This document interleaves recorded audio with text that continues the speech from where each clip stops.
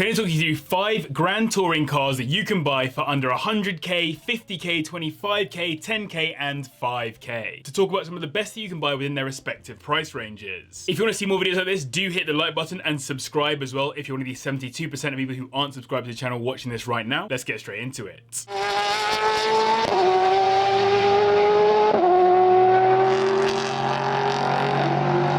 One of my personal favourite Ferraris, which I think is massively underrated and great value for money when you compare it to other Ferraris, is this, the 599 GTB. This is our 100k car for this video, and though you could get significantly more modern Grand Tours within this price range, like the new Mercedes SL generation or cars like the AMG GTC and a few modern Astons, there aren't many experiences in driving as fun as seeing that prancing horse staring back at you from the steering wheel. Sadly, that experience doesn't typically come cheap, though I do think the 599 is still great value, starting at around £70,000, with 100k getting you into a 2006 model with 15,000 miles on the clock. Back in 2007, these would have cost you £172,000, which is £284,000 adjusted for inflation in today's money, which means they've lost around £214,000 of their value in total, approximately 75% or 4.43% per year. That's just over £12,500 gone on value every year. Pretty aggressive, but in reality this car has done better on depreciation than some of the other cars on this list. These come with the engine out of the Enzo Ferrari, a 6-litre V12 block to make 612 brake horsepower, taking the car to 60 in 3.6 seconds, pretty amazing for a rear-wheel drive Grand Tourer. These front-engined Grand Touring Ferraris are known to have heavy depreciation compared to other Ferrari models, but the F12 that succeeded this hasn't yet hit the sub 100k mark. This being a Pininfarina designed V12 Ferrari that came as both the F1 auto or gated manual, for me makes it incredibly desirable, and it included many special features for a Ferrari GT, including an aluminium chassis, iconic aerodynamics with the flying buttress design,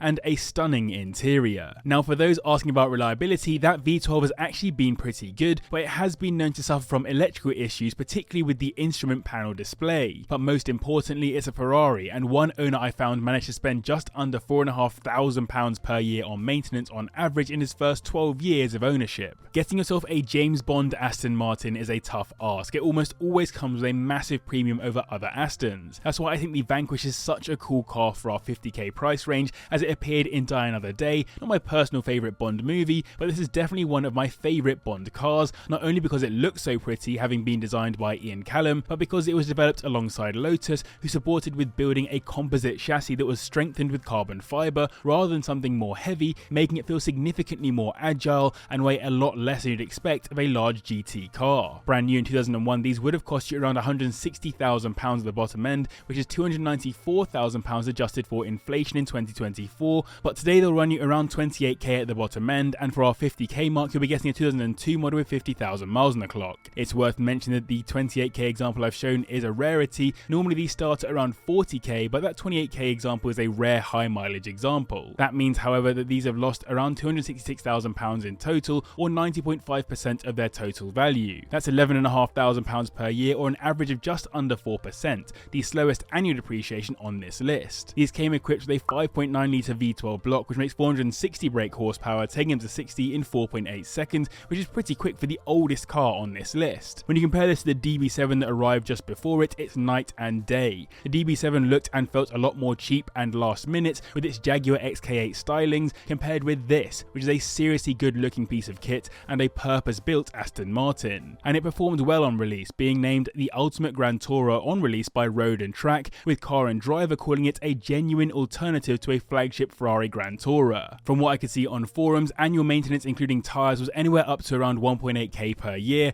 and though there are some horror stories that I found, particularly with the clutch, I also found dealerships that have sold multiple with no issues. We're cutting the budget in half again now with the Lexus RCF, probably the sportiest Grand Tourer on this list, as an alternative to the more recent Lexus LC. There are some other cool 25k Grand Tours you could get into, like the Aston Martin DB9 or Jaguar F-Type, but I think the RCF might be the one you least expect, and really the one that you'll see least out on the roads, given it's significantly rarer than both of those. Add on the stunning looks of this thing with its bulging arches, aggressive slits for aero and cooling, and lovely smooth shape on its upper half, and I genuinely think it's a better looking car than the LC500, which is a bold claim, especially as I do like the look of that LC2, which is probably the more suitable Grand Tourer. These started at around £60,000 brand brand new in 2014, which is £81,000 in today's money, so it's nice to know that today you can find them starting around £23,000, with our 25k price range getting a 2015 model with 50,000 miles on the clock. That makes this the least depreciated car on the list, though it is the newest, losing almost 72% of its value, or 7.2% per year. In total, that's 58k lost, the least amount lost on this list, or 5.8k per year. One of the reasons why this car is extra bulky is the engine. It's a 5-litre V8 block, which makes 456 brake horsepower, taking it to 60 in 4.4 seconds, making it a far second place to the Ferrari in terms of out-and-out pace on this list. Even though it's literally classed as a Grand Tourer, I would probably put it down as a competitor to cars like the BMW M4 as a fast coupe. It takes a lot of inspiration aesthetically from the LFA and has some serious aero features to get it sticking down to the floor. The main complaints owners seem to have made about these have been related to the leather needing a lot of maintenance on the interior to keep in good shape, but outside of that, these are of course helped by being under the Toyota banner. So I hope you guys are enjoying this video. If you are, then do hit the like button and subscribe as well if you're new. And let me know in the comments down below, would you rather have a Grand Tourer or a sports car? I mean, think about Ferrari for a second. Would you rather have like a 599 or a 458? Now we're on to our 10k car on this list, and a car that only occasionally actually drops into this price range, the Bentley Continental GT. This was known as a footballer's car for a while, then a footballer's wife's car, and then it became the cheapest of the cheap exotic cars before gaining a terrible reputation for reliability. It's not totally deserved though, as specialists seem to agree that it's actually pretty reliable when driven and maintained correctly, but as so many have bought it so cheap and not looked after them properly, when they do go wrong, they can utterly destroy your wallet. It's been a sub 15k car basically for as long as I've been running this channel, and I honestly thought it had bottomed out at that point, but this year quite a few have been listed for less than the 10k limit, though typically you'll need to spend anywhere between 10 to 15k to get into one now. New back in 2003, these would have been £110,000, which is £197,000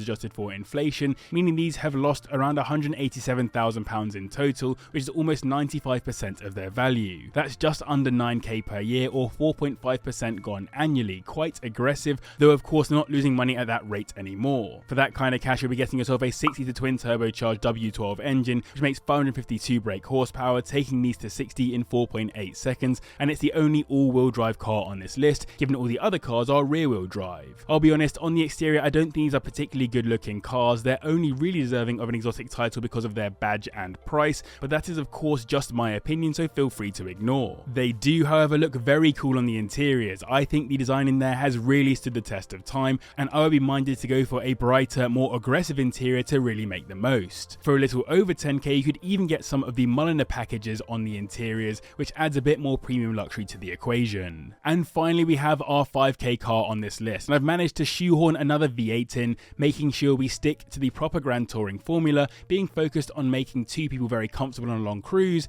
and doing so with a very wafty engine. The BMW 645 Ci comes as both a coupe or convertible, though unlike other BMWs of the same era, it's a soft top convertible, so might need a little bit more maintenance than just going for a coupe.